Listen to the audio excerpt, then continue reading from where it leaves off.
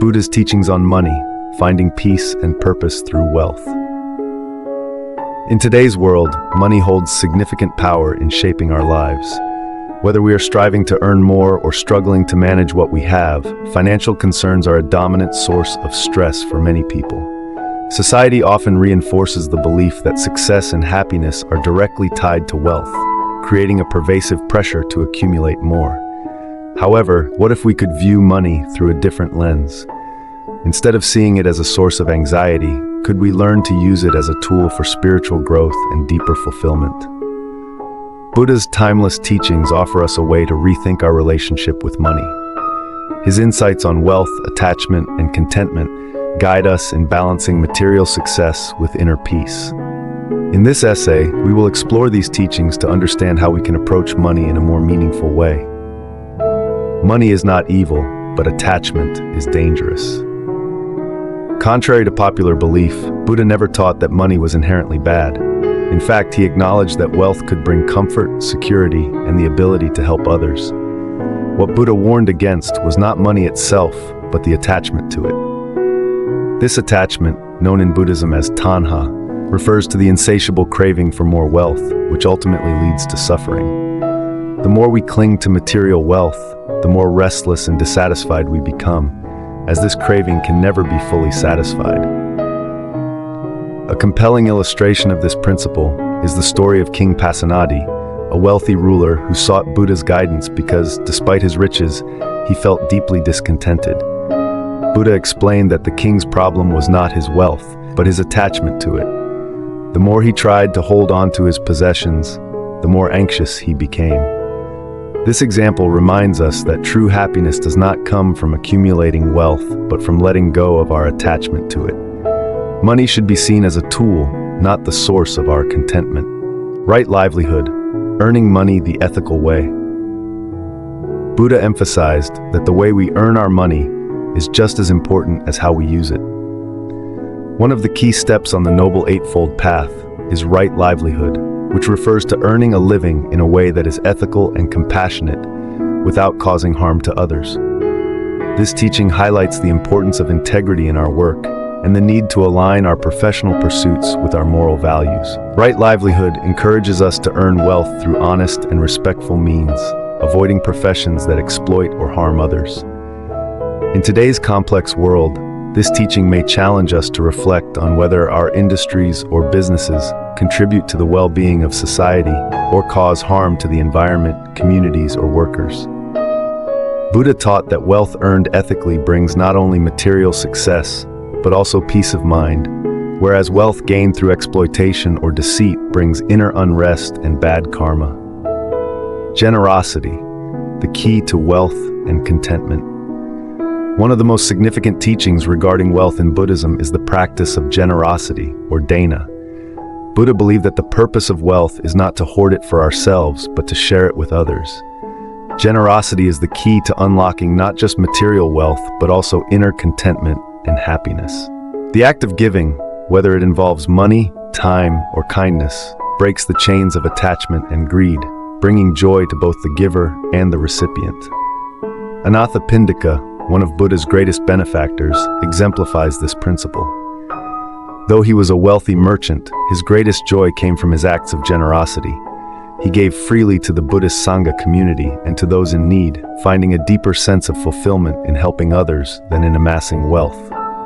His story teaches us that true wealth is not measured by what we possess, but by what we give. Buddha also emphasized that generosity is not limited to financial wealth. We can give our time, our wisdom, and even simple acts of kindness. Generosity opens our hearts to joy and helps us cultivate a sense of interconnectedness with others. Whether rich or poor, everyone has something to offer, and through generosity, we create good karma and inner peace. Contentment over excess.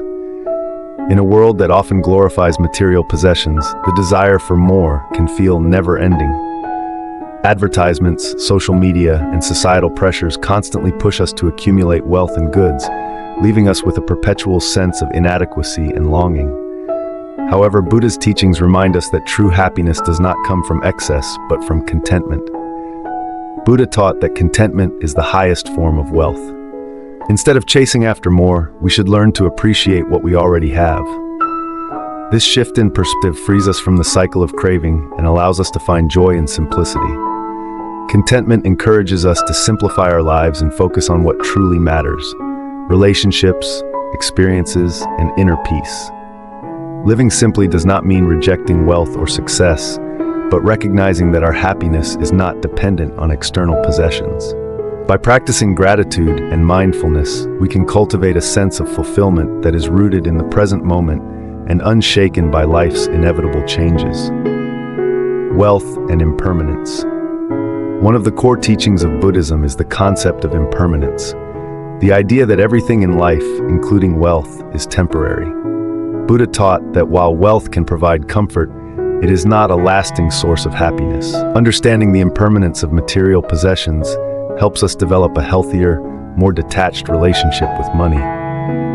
Buddha often used metaphors to explain impermanence, comparing wealth to water in a river, constantly flowing in and out of our lives. No matter how tightly we try to grasp it, it will eventually slip away. Rather than clinging to wealth, Buddha encouraged us to use it wisely and generously, understanding that material wealth may fade, but the positive impact of our actions will endure. True wealth, according to Buddha, lies in spiritual growth. Qualities such as wisdom, compassion, and kindness are treasures that enrich our lives and the lives of others. By focusing on spiritual wealth, we can find deeper fulfillment and contentment, regardless of our material circumstances. Balancing wealth and spiritual life. As we reflect on Buddha's teachings on money and wealth, it becomes clear that the path to true happiness lies not in the accumulation of material possessions, but in balancing financial success with spiritual growth. Money is a tool, not an end in itself. When we let go of our attachment to wealth and use it wisely, we can create positive change in our lives and the lives of others.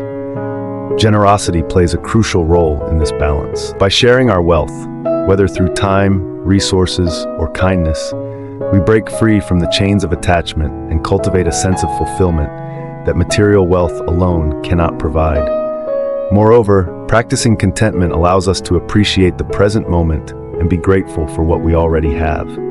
Finally, understanding the impermanence of wealth helps us let go of our attachment to material possessions and focus on building spiritual wealth. In doing so, we nurture qualities that bring lasting peace, joy, and happiness.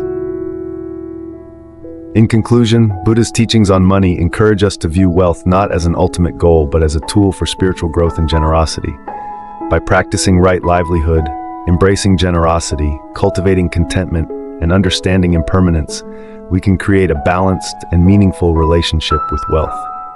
The true treasure, Buddha reminds us, lies not in what we have, but in who we are and how we choose to live.